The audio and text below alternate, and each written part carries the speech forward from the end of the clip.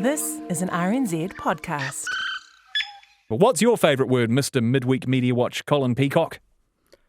Gorse. Gore. Really? Is it gorse? Yeah, I don't like those descriptive lugubrious and all that, but I suppose it's a name rather than an actual word. No, it's a word.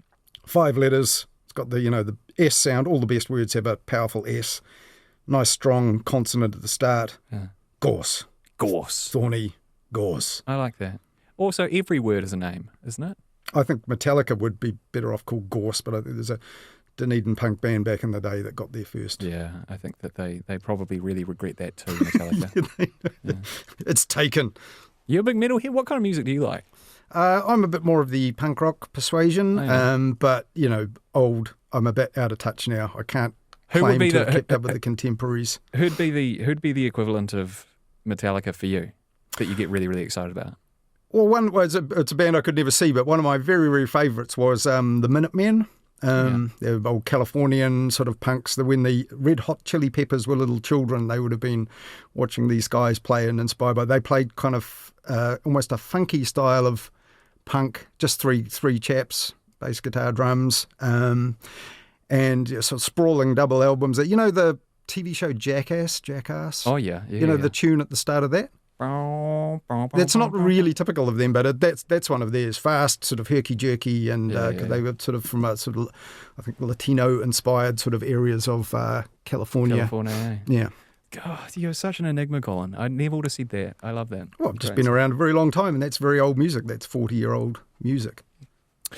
Let's talk a bit of media, shall we? We have plenty of media news to be talking about. Can I just rudely hijack the very start of your show? Seeing as you've been talking, do you remember last week, and I think the week before as well, we praised Simon Mercep as, this sort of dignified explainer, reporter, this thing he's doing, and we talked about what a great reporter he is. We did, yes. Well, tonight, he's got the job of reporting the Metallica concert. Stop it. He's there. And if you've got 1 minute, I've quickly and nimbly sliced a quick little mashup. There may be a muffled swear in here as he was monstered by Metallica, disrespectful to the Metallica community, Metallica enthusiasts. And he handles it really well. So have a listen. Here we go.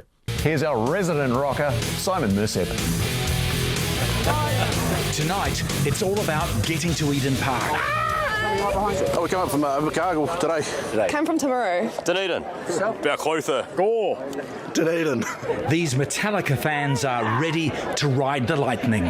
Right now we've got 55,000 or so very die-hard, enthusiastic, positive, happy Metallica fans still coming into Eden Park. I have to say they've been really very friendly, very friendly. I will get the language. Very friendly, but also the other thing to add is having spoken to lots of people today, there are heaps here from the South Island, so the idea of an event like this drawing the country together is very much alive and well. The only thing I should add, Simon, is I've clearly not got the memo about the right shirt to wear, so after this I'm off to the merch shop to get myself a black t-shirt. We're going to hold you to that, Simon. Thank you very much. We'll look forward to seeing you in the office tomorrow. Is there no limit to the man's range, Colin Peacock? Superb, wasn't it? I snipped out a little swear. There might have been part of a muffled one. Apologies if that did come through. But I think I got the worst of it. But Simon himself, under severe hassle from the Metallica fans, diffused the live F-bomb perfectly. What a star. Magnificent. Yeah. All right. Let's talk about other media news and some local news from the town of Wimbledon you'd like to focus on. First up, Cole. Yeah, because do you remember, this harks back to middle of last year, you apologised to the small Tararua seaside settlement of Herbertville. Do you remember that? I don't, no. What did I do? It had been inadvertently insulted by RNZ. So Hayden Donnell, it was his idea. This is his fault. He kind of made you, or asked you, really, that you apologise to them for the slight, and you did it in the form of a poem. Noble town of Herbertville, we hardly knew thee, not the pub nor the campground with the allegedly amazing parties. But now, rest assured, you're seared on the brain. No self-respecting RNZer will make this mistake again. Your winds may howl, Herbertville, your frothing seas may bite. This righteous indignation, it gave some of us a fright. And so now we fall on our swords, we want to put it right. So next time Hayden's in town, he'll buy you all a pint. Was that me? Yeah, that was you. Your words, you speak. I do vaguely remember this actually, and I have to tell you that a luminous New Zealand journalist who will remain anonymous really hated that poem. Well, I don't think Hayden Donnell was all that complimentary about it as well. So, but I think you did that on the spot. Also perfectly timed out at 30 seconds. It was very efficient, as if you were, doing it for an advert or a competition or something. But all that was about, seeing as you seem to have forgotten, Jimmy Ellingham from RNZ in Palmerston North, he did a story about cyclone recovery after Gabrielle in the southern Hawke's Bay and a bit further south. So he went to Herbertville, and his story was great about the work that was being done there.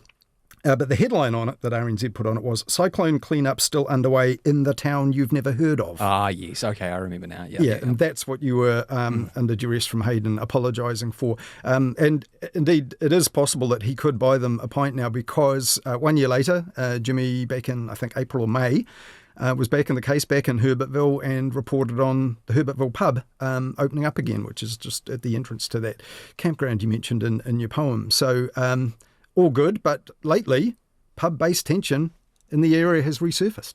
Pub-based tension? Mm-hmm. Please elaborate. Well, Hawke's Bay Today last week reported that the nearby Wimbledon Tavern, it's within 10 kilometres of Herbertville on State Highway 52, has now closed to locals with its own owner saying the community around it is evil, and that's why he's not keeping the doors open to them. The owner of the pub says that the community around the pub is evil and it's closed to locals. Correct. Yeah. So Hawke's Bay Today said this guy, Eric Gathacole, has owned the pub since 2018. He said they're now only going to open it to groups that book in advance. Some strange quotes in the story. He says, "We quite like living rurally," because they live in the Wimbledon Tavern, which is a historic building. "We like the isolation. We are not just Aucklanders." Uh-huh. But he said, "There is no this is the full quote, there is no empathy that exists in the district. All that exists is evil." And he said they announced this closure to locals by, and this is a new one on me, slipping notes into fish and chip orders. What? Yeah. What? He said the community has turned against them. He said this is how it was announced. What's the do you know the backstory to this? Well, yeah, so they opened the pub. There was it's according to the Hawke's Bay Today story, Chris Hyde, the editor, went and did the follow-up. There was I think a mongrel mob barbarians Danny Burke chapter had a do around Christmas time in 2023, and some of the locals were a bit unhappy about that. There's also some claims that maybe locals had gone on Google to announce the place was permanently closed when it wasn't. But he basically said in Hawke's Bay Today, the locals are not turning up to the pub, which he took a lot of effort to to keep open. So, yeah, Chris Hyde from Hawke's Bay Today, the award-winning editor of that award-winning paper, went down there, spoke to them. Some of the locals told him, mostly anonymously, that his behaviour, the owner, had kind of rubbed them up the wrong way a bit. And there was one who was prepared to be named who said, look, he feels entitled to our loyalty, but he's a very vocal guy and quite negative, and they now resent the fact that he's called them evil. Moral of the story here, Cole? Well, partly, if you run another pub in the district and you're a bit nicer to people, that business opportunity. Because people are saying they're all going down the road to Herbertville now, which is something that Mr. Gathacole is unhappy about. Why do they need another pub when there are only 70 people out there? He said, all I asked was for a bit of respect, and I haven't got any. But in the end, Herbertville, good place, I guess. But also, seriously, if you just read about this on Facebook, you'd think people were exaggerating and being weird, But Chris Hyde, as the editor of the paper, has gone down there. It's their territory, or even just a bit south of it, and done a report that's credible. But also, credit to Mr. Gathacole, because I had not ever considered the fish and chip order as a means of distributing PR messages. Ingenious. And I wonder whether it's happened before. Ingenious. It's like the free ice cream on the inside of the on the stick inside the thing. That could be game changing. Yeah, the quiz question on the inside of the beer bottle top, that sort of thing. Exactly. Yeah. All right, very good. Right, let's talk about the topic that took up the majority of Sunday Mediawatch, and there is more fallout from the Trump versus BBC affair, Colin. Yeah, well, it has moved on a bit. So Trump is sticking to this notion of suing the BBC. The sums have gone up. He's now talking about between $1 and $5 billion now. But every expert that we hear from say, look, really doesn't doesn't have much of a case. The program didn't even go out in the States, couldn't legally be watched there, and not really defamatory what was said when you consider how high profile that speech was, and what was said, albeit that the editing was very wrong in that BBC Panorama program. But in the UK media, all the rivals and enemies of the BBC, it's becoming pretty obvious. The Mail on Sunday newspaper, always hostile to the BBC. 6 separate articles bashing the BBC in the first 10 pages, mostly for unrelated stuff, really hammering this message that it's an outfit that can't be trusted, shouldn't be funded, etc. The former Prime Minister Liz Truss told Fox News in the States that Trump would do the country a favour by bankrupting the BBC, and as we know, Boris Johnson has backed Trump against it as well. But GB News got an exclusive with Trump on Sunday that possibly some of the listeners have heard bits of, but it was the most shameful, grovelling interview with a political leader I've ever seen, I think, and they got to the BBC right at the end. This is how the interview ended. And you've had success with suing media companies before on behalf of you and also Melania as well. Yeah, that's true, and Melania's had success. No, we've had a lot of success because it's fake news, but I've never had anything so fake as the BBC. Yeah. You're obviously a really good dad. Your children really like you, which is obvious. And or love. Or love you, but everybody loves their parents, but they don't all like their parents. That's true. Wow. You're obviously a really great dad. Man, and it's so bad. I think one of the best commentaries I've seen on the whole thing is, do you know Jonathan Pye, the sort of spoof BBC reporter? Yeah. He did one of his signature rants to cameras, kind of saying, he made a lot of good points, saying, look, if you hate the BBC because you think it's left-leaning and woke elite and pro-Palestinian or whatever, and you shouldn't have to pay for it as a British citizen, fine. If you think, it's right-wing and corrupted, representing elites and pro-Israel, whatever, and you don't think it should be funded for that reason, fine, but you don't do it because of all these political leaders with vested interests, Trump, Elon Musk, Liz Truss, Nigel Farage, some of whom now are on the payroll of GB News that we just heard from, literally, which has totally set its face against the BBC. I thought that was a good point.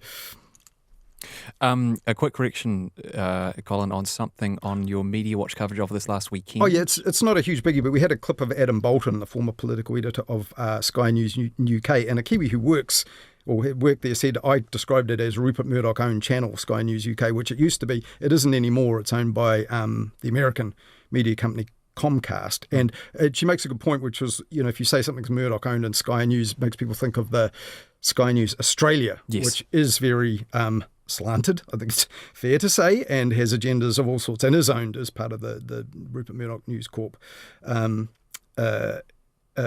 empire, and has had an awful lot to say about the BBC, and so have other parts of Murdoch's empire, like Alexander Downer, the former foreign minister, saying that the ABC in Australia and the BBC have signed their own death warrants with their bias and so on. So, but I think fair point to make that Sky News UK is actually quite a credible news source regarded as such, and doesn't, the Rupert Murdoch own thing is a bit misleading. So I probably got that one wrong. Let's head to America now. More Trump versus the media stuff. He was questioned, Donald Trump, about the infamous murder of the Washington Post reporter Jamal Khashoggi. Yeah, very dismissive, because the Crown Prince Mohammed bin Salman is there, I think first time in almost a decade. And yes, Jamal Khashoggi, Washington Post reporter, notoriously killed in the Saudi Arabian consulate in Istanbul in Turkey. So he was asked about this in press conferences, and basically what he did, he dismissed it. He said, don't embarrass our guest, by saying this. And he basically contradicted what US intelligence services have said more than 5 years ago, and concluded that the Crown Prince basically approved the journalist's murder. But Trump was telling reporters he knew nothing, and he called the killing a huge mistake, which I think is underplaying it somewhat. Substantially, yeah. And I hear that Cristiano Ronaldo is meant to turn up at the White House. Yeah, he was. The Portuguese footballer. He was expected, I think, yesterday our time, and it was reported that he hadn't shown, but I have since seen photographs. And Trump is a big guy, right? He's like 6'3" or something. But Ronaldo's even taller. There were photos of him, unless they're AI-driven or whatever. You can't believe your own eyes these days sometimes, but they're shaking hands. And, of course, Cristiano Ronaldo plays his football for megabucks in Saudi Arabia. So he is part of the Saudi sports kind of national project, and Saudi Arabia having the World Cup after next, in spite of the objections of other people who think it's not the sort of state that ought to have such a showpiece world sporting occasion. So, yeah, certainly he is part of Team Saudi, it seems, and so is Donald Trump. I question whether Donald Trump's actually 6'3" these days, because I saw a photo of him next to Christopher Luxon recently, and Christopher Luxon is not 6'3", but he didn't look. It did not look like there was 5 inches height difference between them. And Cristiano Ronaldo, I know this for a fact, is 6'1". Ah. So, well, he definitely looks about 2 to 3 inches taller than him in these photos, but who knows? Maybe the camera lies, but whatever. It's a mystery. Both big guys. Investigative journalism needs to get onto this. Speaking of Cristiano Ronaldo, let's talk a bit of sport. Great week to be Irish, Colin. Yeah. I mean, people might have seen those scenes. So the Irish have not qualified for that World Cup in the Donald Trump World Cup in America next year, and Mexico as well, and Canada.